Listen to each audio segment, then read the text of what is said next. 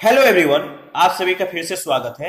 यह घटना चक्र पर्यावरण एवं पारिस्थितिकी का डिस्कशन है, यानी इकोलॉजी एंड एनवायरनमेंट का हम लोग डिस्कस करें, जिसमें आज का टॉपिक है विविध। देखिए, विविध में सबसे पहले हम लोग एजेंडा 21 व अन्य अभिसमय के बारे में डिस्कस करेंगे। तो चलिए स्टार्ट करते हैं। एजेंडा 21 सतत विकास के संदर्भ में संयुक्त राष्ट्र की गौरववध स्वैच्छिक कार्य योजना है। इसका उद्देश्य 21वीं सदी में विश्व पर्यावरण को संरक्षित करना है। यह कार्य योजना वर्ष 1992 में ब्राजील के रियो डी जेनेरियो में संपन्न पर्यावरण एवं विकास पर संयुक्त राष्ट्र सम्मेलन के दौरान सृजित की गई थी। यह एक 300 पेज का दस्तावेज है, जिसे 40 अध्यायों और 4 वर्गों में बांटा गया है। रासायनिक आयुध निषेध संगठन रासायनिक आयुध अभिसमय की कार्यान्वयन संस्था है। यह वर्ष 1997 में लागू हुआ था। इसका मुख्यालय द हेग नीदरलैंड्स में है। इस समय ओपीसीडब्ल्यू में 193 सदस्य देश है, जो विश्व को रासायनिक हथियारों से मुक्त करने के लिए प्रतिबद्ध है। याद रखिएगा, यह नए शस्त्रों के प्रादुर्भाव को रोकने के लिए तथा रासायनिक उद्योग का अनुवीक्षण करता है, और यह राज्यों को रासायनिक आयुध के खतरे के विरुद्ध सहायता और संरक्षण प्रदान करता है। इस संगठन को 2013 में नोबेल शांति पुरस्कार प्रदान किया गया था। उल्लेखनीय है कि एग मार्क एक्ट या एग्रीकल्चर प्रोड्यूस एक्ट वैधानिक रूप से 1937 से अस्तित्व में आया। भारतीय मानक ब्यूरो भारत का राष्ट्रीय मानक संस्थान है। भारत में औद्योगिक विकास, उपभोक्ता संरक्षण तथा दैनिक जीवन में मानकों के निर्धारण की संगठित प्रक्रिया जनवरी 1947 में भारतीय मानक संस्थान की स्थापना के साथ शुरू हुई थी। भारतीय मानक ब्यूरो 1 अप्रैल 1987 को संसदीय अधिनियम 1986 के द्वारा अस्तित्व में आया, जिसने भारतीय मानक संस्थान के कर्मचारियों, संपत्तियों एवं अन्य देनदारियों तथा कार्यों को ग्रहण करते हुए विस्तृत कार्य क्षेत्र और अधिक शक्तियों के साथ अस्तित्व में आया। इस संस्था का उद्देश्य वस्तुओं का मानकीकरण, चिन्हीकरण और उन्हें गुणवत्ता प्रमाण पत्र देना तथा इन कार्यों से संबंध तथा अनुषंगी मामलों से संबंधित गतिविधियों का सामंजस्यपूर्ण विकास करना है। भारत में राष्ट्रीय स्तर पर भारतीय मानक ब्यूरो ने विभिन्न प्रकार के उत्पादों के लिए लगभग 14,000 से अधिक लाइसेंस जारी किए हुए हैं। आईएसआई का निशान भारतीय मानक ब्यूरो के द्वारा प्रदान किए जाने वाला प्रमुख मानक चिन्ह है। यह अधिकांशतः सभी संसाधित किए गए खाद्य उत्पादों सहित आम उपभोग की अधिकांश वस्तुओं जैसे विद्युत उपकरण, सीमेंट, लोहे के पाइप आदि पर लगाया जाता है। एग मार्क भारत सरकार के विपणन एवं, याद रखिएगा, निरीक्षण निदेशालय द्वारा जारी एक गुणवत्ता प्रमाण चिन्ह है। विपणन एवं निरीक्षण निदेशालय खाद्य पदार्थों का श्रेणीकरण एवं चिन्हांकन करता है, और इस विभाग की स्थापना 1935 में कृषि और किसान कल्याण मंत्रालय भारत सरकार के तहत कृषि सहयोग और किसान कल्याण विभाग के संलग्न कार्यालय के रूप में की गई थी। इस पर आधारित पहला प्रश्न पूछा गया है, निम्नलिखित में से कौन सी एजेंडा 21 की सही परिभाषा है? एजेंडा 21 की सही परिभाषा है, कौन है आपको बताना है। 4 ऑप्शन है। देखिए, इसका सही जवाब होगा सी ऑप्शन। यह 21वीं सदी में विश्व पर्यावरण संरक्षण के लिए एक कार्य योजना है। शुरू में ही इस लाइन को हम लोगों ने डिस्कस किया था। एजेंडा 21 सतत विकास के संदर्भ में संयुक्त राष्ट्र की गौरववध स्वैच्छिक कार्य योजना है। इसका उद्देश्य 21वीं सदी में विश्व पर्यावरण को संरक्षित करना है। यह कार्य योजना वर्ष 1992 में ब्राजील के रियो डी जेनेरियो में संपन्न पर्यावरण एवं विकास पर संयुक्त राष्ट्र सम्मेलन के दौरान सृजित की गई थी। प्रश्न संख्या सेकंड है, एजेंडा 21 किस क्षेत्र से संबंधित है? एजेंडा 21 किस क्षेत्र से संबंधित है? तो सतत विकास, याद रखिएगा, ए ऑप्शन। प्रश्न संख्या थर्ड है, एजेंडा 21 में कितने समझौते हैं? एजेंडा 21 में कितने समझौता है? देखिए, एजेंडा 21 में कितने समझौते हैं? तो 4। एजेंडा 21 सतत विकास के संबंध में संयुक्त राष्ट्र की एक गैर बाध्यकारी स्वेच्छा से लागू की जाने वाली कार्य योजना है। यह एक 300 पेज का दस्तावेज है, जिसे 40 अध्यायों एवं 4 वर्गों में बांटा गया है। उत्तर प्रदेश लोक सेवा आयोग ने प्रारंभ में जारी उत्तर कुंजी में इस प्रश्न के उत्तर के रूप में विकल्प बी को सही माना था, परंतु बाद में जारी संशोधित उत्तर कुंजी में इस प्रश्न को मूल्यांकन से बाहर कर दिया था। ठीक है। प्रश्न संख्या 4 है, एग मार्क एक्ट भारत में कब लागू किया गया? एग मार्क एक्ट भारत में कब लागू किया गया, आप बताइए। देखिए इसका सही जवाब होगा 1937 में। एग मार्क एक्ट या एग्रीकल्चर प्रोड्यूस एक्ट वैधानिक रूप से 1937 से अस्तित्व में आया। प्रश्न संख्या 5 है, निम्नलिखित कथनों पर विचार कीजिए। पहला, मोटर वाहनों के टायरों और ट्यूबों के लिए भारतीय मानक ब्यूरो का मानक चिन्ह अनिवार्य है। एग मार्क खाद्य एवं कृषि संगठन द्वारा जारी एक गुणवत्ता प्रमाण चिन्ह है। क्या यह सही है? इन दोनों में से कौन सा कथन सत्य है, कौन सा सत्य नहीं है, आपको बताना है। देखिए इसका सही जवाब होगा पहला, यानी पहला कथन जो है वो सत्य है। कौन सा सही है? देखिए भारतीय मानक ब्यूरो BIS जिसे कहते हैं, भारतीय मानक ब्यूरो भारत का राष्ट्रीय मानक संस्थान है। भारत में औद्योगिक विकास, उपभोक्ता संरक्षण तथा दैनिक जीवन में मानकों के निर्धारण की संगठित प्रक्रिया जनवरी 1947 में भारतीय मानक संस्था की स्थापना के साथ शुरू हुई थी। भारतीय मानक ब्यूरो 1 अप्रैल 1987 को संसदीय अधिनियम 1986 के द्वारा अस्तित्व में आया, जिसने भारतीय मानक संस्था के कर्मचारियों, संपत्तियों एवं देनदारियों तथा कार्यों को ग्रहण करते हुए विस्तृत कार्यक्षेत्र और अधिक शक्तियों के साथ अस्तित्व में आया। इस संस्था का उद्देश्य वस्तुओं का मानकीकरण, चिन्हीकरण और उन्हें गुणवत्ता प्रमाण पत्र देना तथा इन कार्यों से संबंध तथा अनुषंगी मामलों से संबंधित गतिविधियों का सामंजस्यपूर्ण विकास करना है। वर्तमान में राष्ट्रीय स्तर पर भारतीय मानक ब्यूरो ने विभिन्न प्रकार के उत्पादों के लिए लगभग 14,000 से अधिक लाइसेंस जारी किए हैं।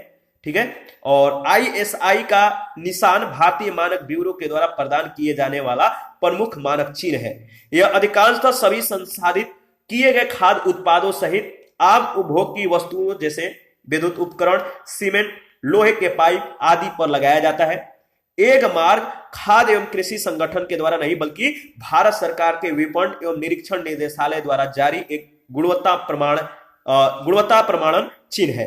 विपणन एवं निरीक्षण निदेशालय खाद्य पदार्थों का श्रेणीकरण एवं चिन्हांकन करता है। इस विभाग की स्थापना 1935 में कृषि और किसान कल्याण मंत्रालय, भारत सरकार के तहत कृषि सहयोग और किसान कल्याण विभाग के संलग्न कार्यालय के रूप में की गई थी।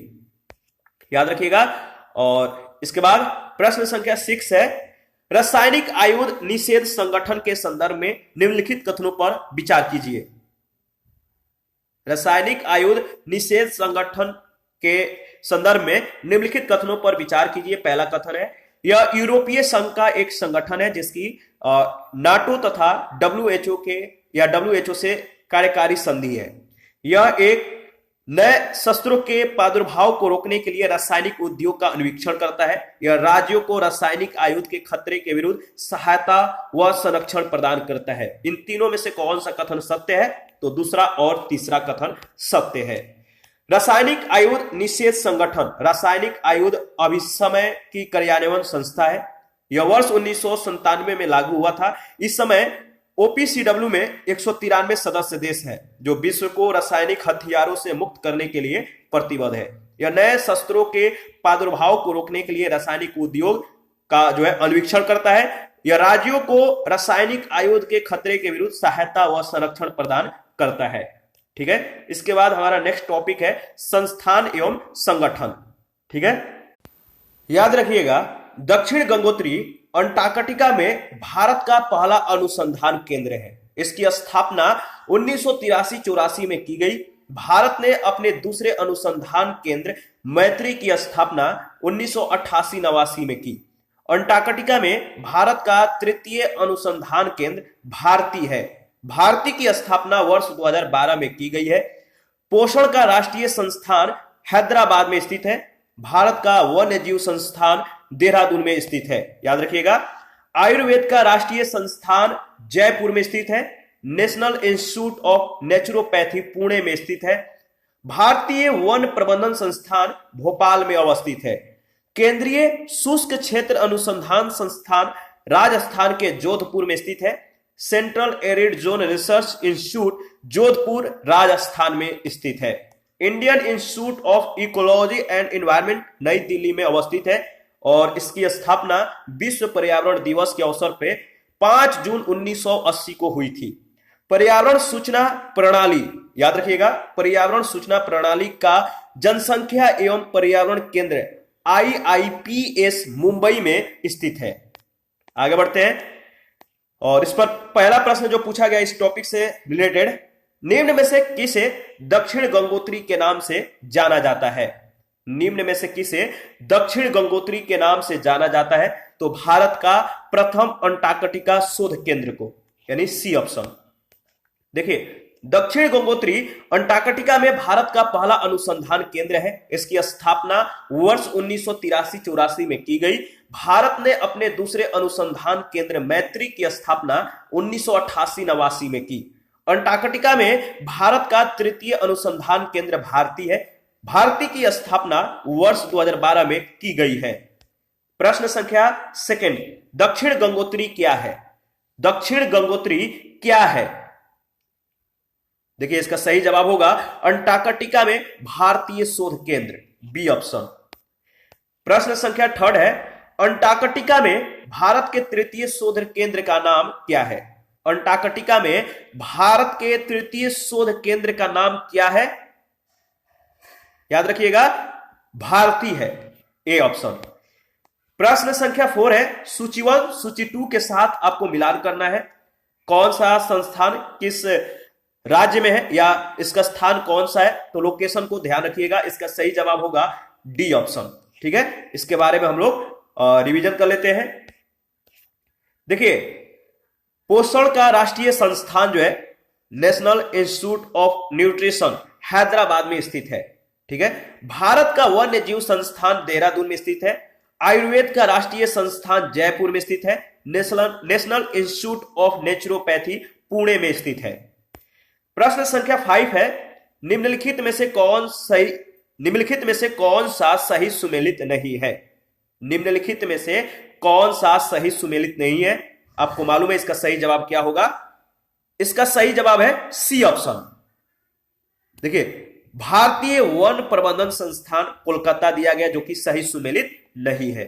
भारतीय वन प्रबंधन संस्थान कोलकाता में नहीं बल्कि भोपाल में अवस्थित है। प्रश्न संख्या 6 है, केंद्रीय शुष्क क्षेत्र अनुसंधान संस्थान अवस्थित है।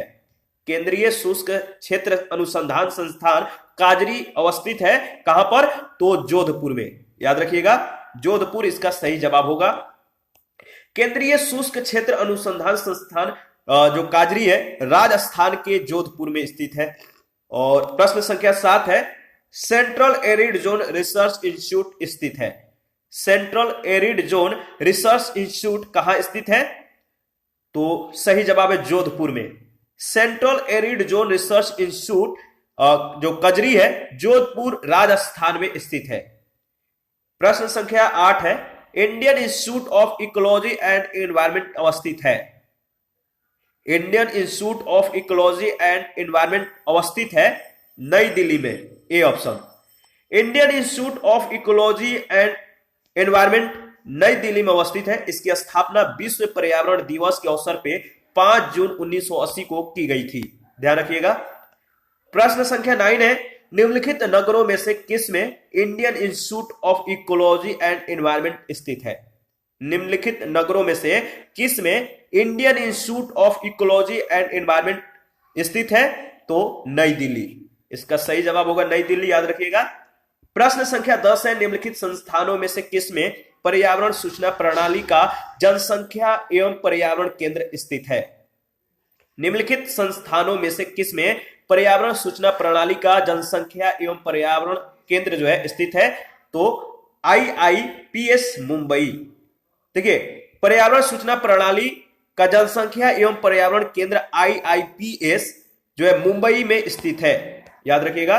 और इसी के साथ आज का सेशन समाप्त करते हैं। नेक्स्ट सेशन में विभिन्न पुरस्कार से संबंधित डिस्कशन करेंगे। आप अपना प्रतिक्रिया जरूर दीजिए। आपके प्रतिक्रियाओं का हमें बेसब्री से इंतजार रहता है। और जिन लोगों ने Telegram channel, Telegram quiz group, Facebook page, Instagram को ज्वाइन नहीं किया है, वीडियो के डिस्क्रिप्शन बॉक्स में उसका लिंक है, आप ज्वाइन कर सकते हैं। थैंक यू, मिलते हैं नेक्स्ट सेशन में।